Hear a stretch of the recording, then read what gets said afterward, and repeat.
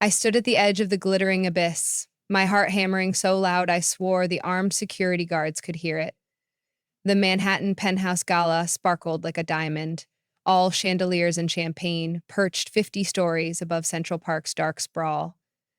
I didn't belong here, not in this borrowed emerald gown that clung to me like a lie, not among the Wall Street wolves and Hollywood sirens who laughed too loud and loved too little. My family, the Harringtons, ruled this world, their wealth a glittering cage I'd escaped years ago. But tonight, I'd crashed their party, uninvited, my pulse racing as a guard's hand hovered near his holster, his eyes narrowing at me like I was a thief.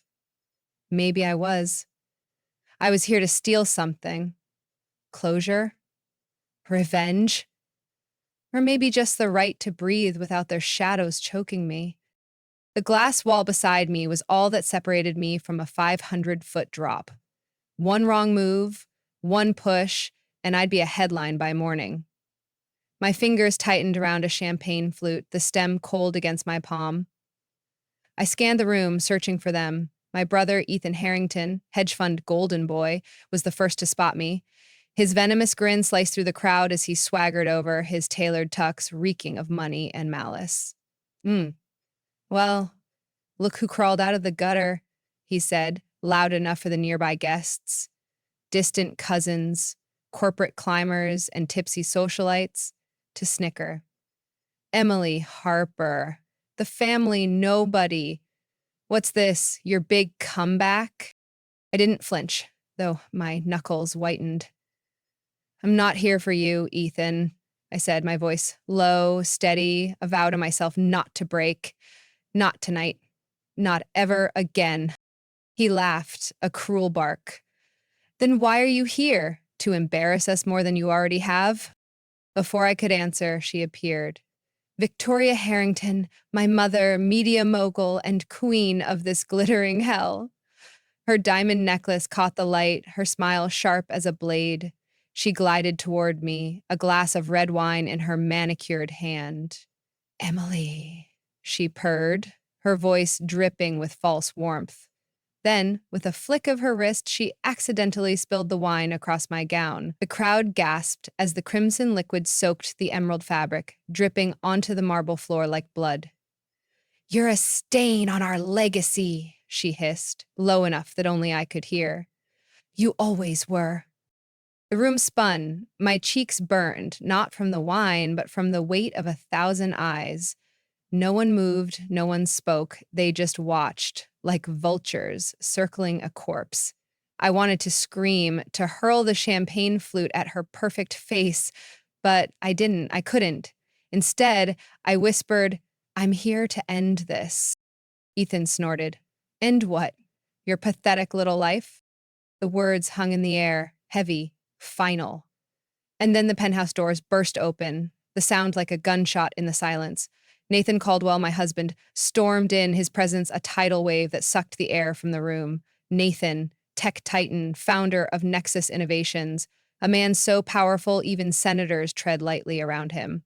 His black suit was tailored like armor, his jaw carved from stone, his eyes blazing with a fury that made the chandeliers tremble. He didn't glance at the crowd, didn't acknowledge the gasps or the phones rising to capture the moment.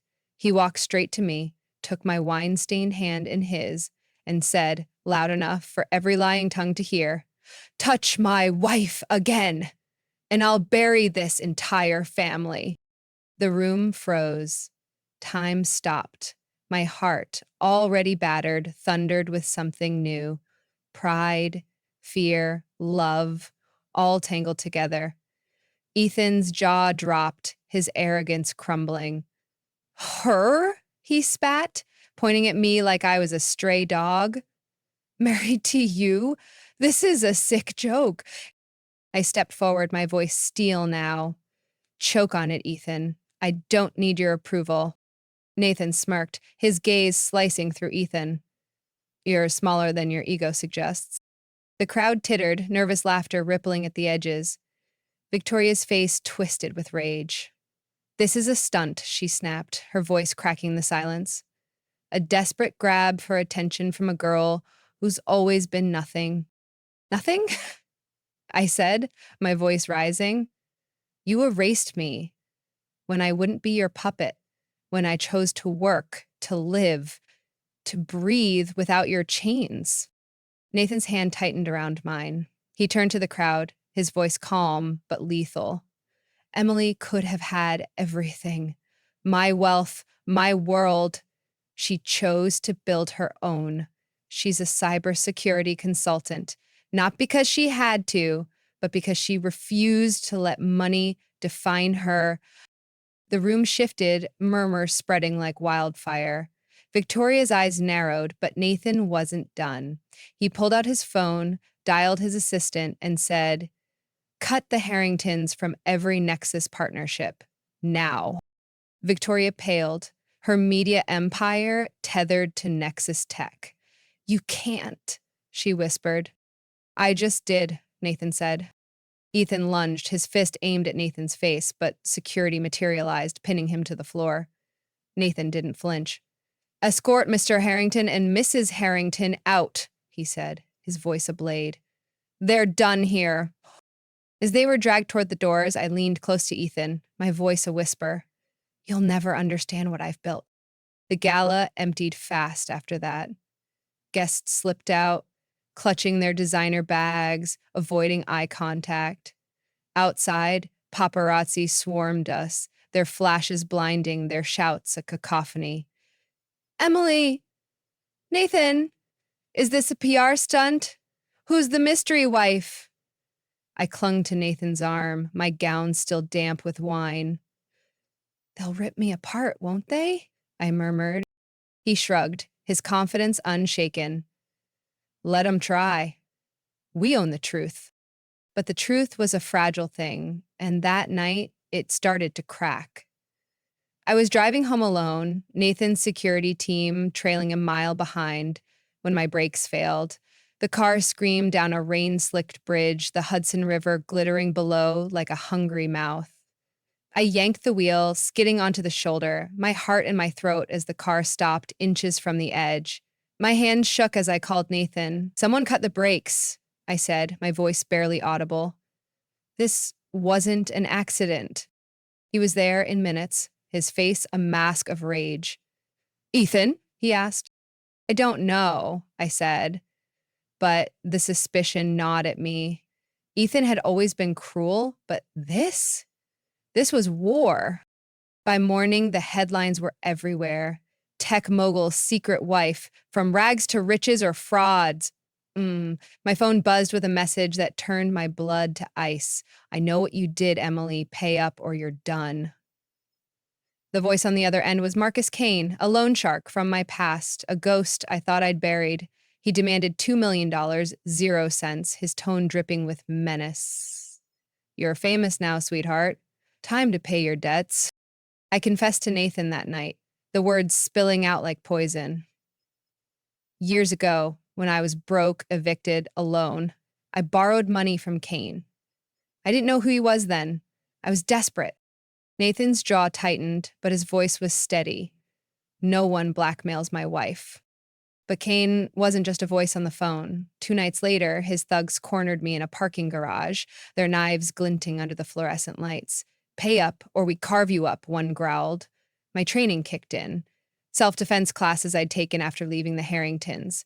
I twisted one thug's arm, disarming him, and ran, but not before a blade grazed my arm, blood soaking my sleeve. I stumbled into Nathan's car, gasping, and he floored it, his face a storm. "This ends now," he said. He hired a private security firm and investigators to track Kane, but the man was a shadow, slippery and dangerous. Then came the video. Kane sent it to my phone, grainy footage of me, younger, signing a loan agreement. The signature was mine, but the terms were forged, twisted to make me look like a con artist. If it leaked, it wouldn't just ruin me, it would drag Nathan's empire down with me. "They'll say I used you," I told him, my voice breaking. "They'll say I'm a gold digger who planned this." "Then we fight," he said, his eyes blazing. "Together." But the dangers kept coming. A fire broke out in my apartment a week later, the flames devouring everything. My clothes, my laptop, the few photos I had from a life before the Harringtons. The fire marshal called it arson. Nathan moved me to a fortified penthouse, its steel doors and bulletproof windows, a reminder that I was a target. I felt like a prisoner, my freedom traded for safety. I can't live like this, I told him, my voice raw. You won't, he promised. We'll end this. The pressure wasn't just external. A rival CEO, Cassandra Vale, leaked rumors that I'd hacked Nexus servers, planting evidence that pointed to me. The FBI showed up at our door, their questions sharp and relentless. If you're involved, Miss Harper, come clean now, one agent said, his eyes cold. Conspiracy to commit corporate espionage is a long sentence. I spent nights combing through code, proving my innocence, my nerves fraying as the world watched, waiting for me to fall. Nathan arranged a meeting with Kane in an abandoned warehouse, a desperate bid to end the blackmail. I insisted on going, my recorder hidden in my jacket. Kane showed up, greasy and smug, a gun in his hand. 10 million, he said, pointing the barrel at Nathan, or you both die. I stepped forward, my voice steady despite the fear clawing at me.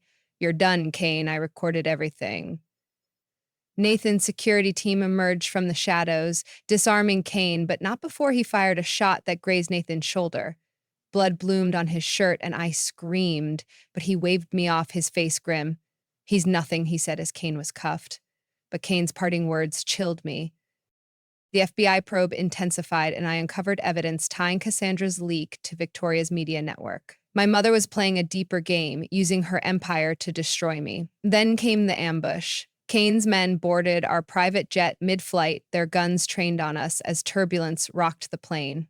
You should have paid, one snarled. Nathan fought like a man possessed, disarming two before the pilots made an emergency landing. We stumbled onto the tarmac, alive but shaken, the world spinning around us. The pressure kept mounting. Nexus investors called an emergency meeting, demanding Nathan distance himself from me to save the stock price. She's a liability, one said, his voice dripping with disdain. Nathan stood, his voice thunder. Emily is my strength, not my weakness. If you don't see that, we exposed Kane's fraud ring in a televised raid. His arrest splashed across every network. But Victoria wasn't done. She sued me for defamation, dragging me into a public trial that promised to air every secret I'd fought to bury. The courtroom was a circus, reporters swarming, my past laid bare, evictions, a fake name I'd used to escape the Harringtons, a desperate plea for help I'd left on Kane's voicemail years ago. He's a liar, Victoria's lawyer said, holding up the forged agreement. A manipulator who seduced a billionaire for power. I wanted to hide, to run, but Nathan's hand on mine anchored me. You're stronger than this, he whispered. So I fought. Our legal team debunked the forgery, proving Kane's fraud. We traced the hacking rumors to Victoria's network, exposing her role in the smear campaign. The trial became a reckoning, not just for me, but for the Harringtons. The final blow came at a press conference. Victoria and Ethan stood before a sea of cameras, their faces tight, their script rehearsed. They didn't know we'd be there. Nathan and I walked in hand, unannounced. The crowd surged, microphones thrusting toward us. Mrs. Caldwell, a reporter shouted, what do you say to your family? I took the mic, my voice clear, unshaken. The Harringtons told me I wasn't enough. They said I didn't deserve a seat at their table, but I built my own. I didn't need their name, their money, or their lies. Cameras flashed. Victoria stood, her face a mask of fury, but the crowd wasn't hers anymore. It was mine.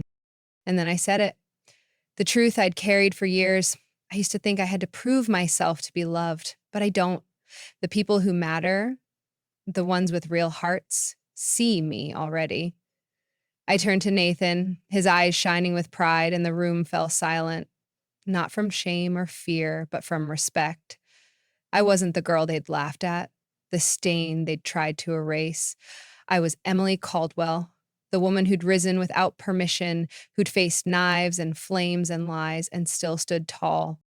The world saw it. The headlines shifted. Emily Caldwell, the storm that shook an empire.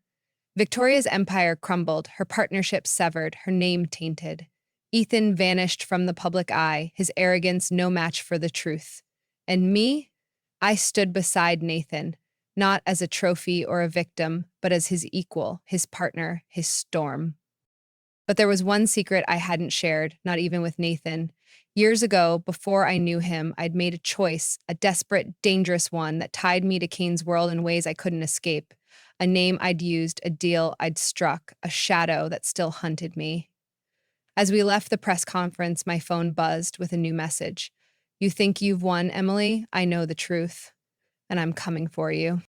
As I deleted it, my heart racing, but I knew the past wasn't done with me, not yet. But for the first time, I wasn't afraid. I'd faced my family, my enemies, my demons, and I'd won. Whatever came next, I'd face it with Nathan by my side, with the strength I'd built, with the truth that no one could take away.